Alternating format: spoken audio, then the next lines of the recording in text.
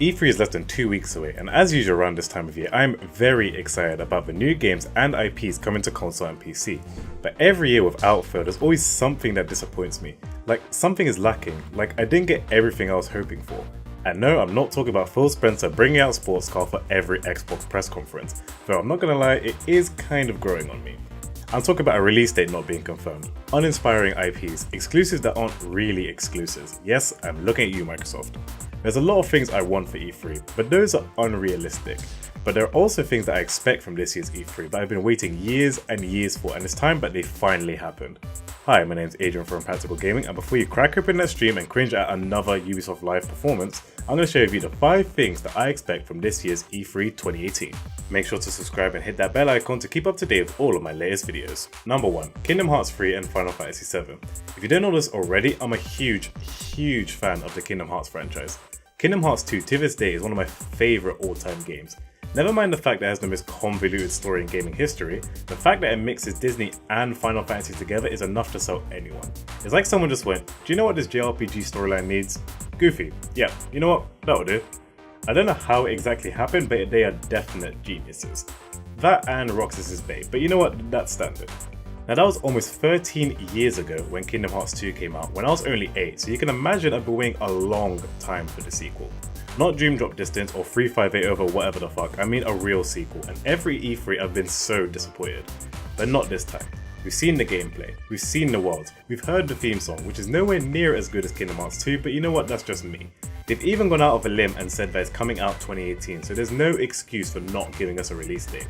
They've been building up for years up to this moment, from Erika saying Xehanort to the final clash of the kind of Organization 13 / multiple old Xehanorts, I guess. Square Enix have teased us for long enough and it's finally time. Even though I'm about 99% sure this is happening, if it doesn't, it would probably ruin the whole of E3 for me. Okay, that's a stretch, but it will definitely dampen it a bit, and the only thing that can save it is Final Fantasy 7. Final Fantasy 7 is arguably one of the most iconic RPGs ever made, and seeing it be remade into the latest generation is something I've been waiting a long time for. Last year they teased it to us, but this time around I'm expecting a proper gameplay trailer featuring my boy Cloud and my boy Sephiroth. Number 2. Xbox to make a comeback. Now I'm sure I'm not the only one, but Microsoft's press conferences over the last couple of E3s have been a bit underwhelming. Sure, they bring out some interesting stuff and new ideas, and the inevitable dropping of a sports car into the arena the second anyone mentions Forza Motorsport, but it feels like they're second best, or for lack of a better term, losing E3. Last year they tried to make the whole world take notice of the Xbox One X, which not only has an awful name, but it just wasn't the most exciting thing at E3. Basically, I would have to shell out money for a 4K console, a 4K TV to actually get the full experience, and even then I'll still only be buying a higher definition of what to me, I'm sorry, is more of an entertainment system than a games console. Xbox have really struggled this generation to get gamers to buy their games, and it's no surprise. Microsoft won't post their sales, but thanks to EA unwillingly releasing their sales figures, we can make a strong estimate. EA announced they sold 103 million units to next-gen consoles in 2017. Sony themselves declared they sold 73.6 million units at the end of the year, leaving only 29.4 million units left for Xbox One and the Switch. That's less than half of Sony's figures, and it's no surprise why they're so far behind. Xbox can still come back from this, and they only need to bring one thing to the table: exclusives. I don't mean, oh, we get it first before anyone else kind of exclusives, I mean real exclusives. Games so good that I can only buy it on this console. The reason I bought the Xbox 360, other than the fact that it was cheaper and all my friends had it, was because of exclusives like Halo Reach, Naruto Rise of a Ninja, Gears of War 2, even Doritos Crash Course 2. I had a load of fun playing. But what do they have now? Cuphead? I guess, but even that is on PC as well. Sony noticed that gamers are getting more into the single player experience and piled on the exclusives for PS4. If Xbox do the same, then they might have a chance. Halo 6. Number 3. Nintendo never fails. Every year I always expect something big from the Nintendo Direct, and this year is no exception. Last year a huge segment on Super Mario Odyssey and a screen of Metroid 4 was enough to send fans insane.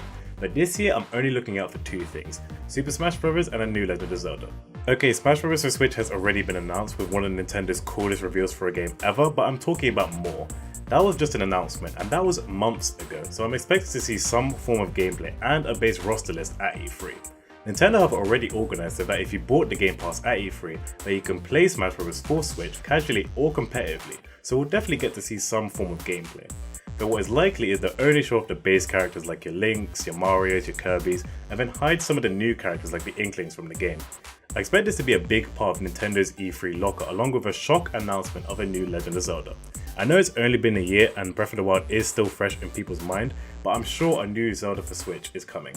We already know that Nintendo are hiring for the new Zelda game, so I expect some kind of announcement. It will be hard to top Breath of the Wild, so they either have to keep going down that path or do something completely out there. Maybe make Zelda the main character instead of Link? Yeah, we've already seen how that went before. I can't wait to bomb some Dodongos! Number 4. Sony to steal the show again. I don't really like using the term that one gaming company is winning E3 because it sounds weird and I'm not really all into that whole console wars and PC master race business online.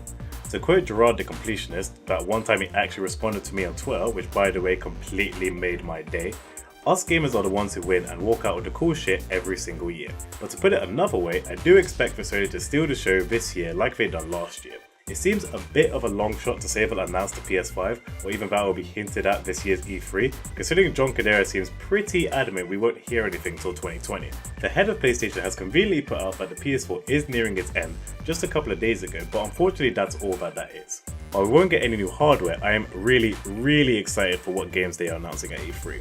Speaking on Sony Blogcast, Sean Layden, the chairman of Sony Interactive Entertainment Worldwide, says that Sony will focus on 4 big titles at their press conference: Death Stranding, Ghost of Tsushima, Spider-Man and The Last of Us Part 2. However, I am most excited for the last 2, especially The Last of Us Part 2, as I've been waiting for a sequel to arguably the best game of the PS3 era for years, and I expect nothing less than a release date and some gameplay footage after teasing us at last year's E3. It's going to take some beating to be able to beat Miles Morales and my girl Ellie. I mentioned earlier that Microsoft needs to step up their game with the exclusives, but with titles like this and more third-party titles to be announced and new IPs, it's going to be a pretty tough ask. Number 5. Ubisoft The Underdogs. I'm not gonna lie, I always watch Ubisoft's press conferences every year and they always tend to surprise me. And I don't mean in the way that the only press conference at E3 that has a live performance, which is cringy at first, but now I guess I'm just kinda used to it. I never expect them to wow me or release games that I would have been even remotely interested in, but last year they came in pretty strong with the announcements of Mario + Rabbids, Beyond Good and Evil 2, Assassin's Creed Origins, and Far Cry 5, and this year I expect maybe not the same level, but a pretty decent follow-up. And in the lead up to this year's E3, it seems we're in for quite a few surprises. They've already confirmed Tom Clancy's The Division 2, and since we know very little information about it, I expect something to be announced at E3. They've also confirmed more information about For Honor, Beyond Good and Evil 2, Rainbow Six Siege, and Skull and Bones. However, they conveniently left out the Watch Dogs franchise from the list when it's been almost 2 years since Watch Dogs 2, and I don't think this is a coincidence. I'm putting my neck on the line and saying that I think one of their surprises is going to be a teaser trailer for Watch Dogs 3, and there's been evidence to suggest that the game is in development. There's the hack on their website on April Fool's showing a coded list of unlisted games, but this is everything tweet on their social media. The Ubisoft bot almost confirming that Watch Dogs 3 is in the works, saying it's not finished yet, but from the last early build I tried, it's very solid. I think Ubisoft are going to make a big splash, and they're my underdogs for who's going to shock the fans the most at this year's E3. Obviously there are some other things at E3 that I'm excited for.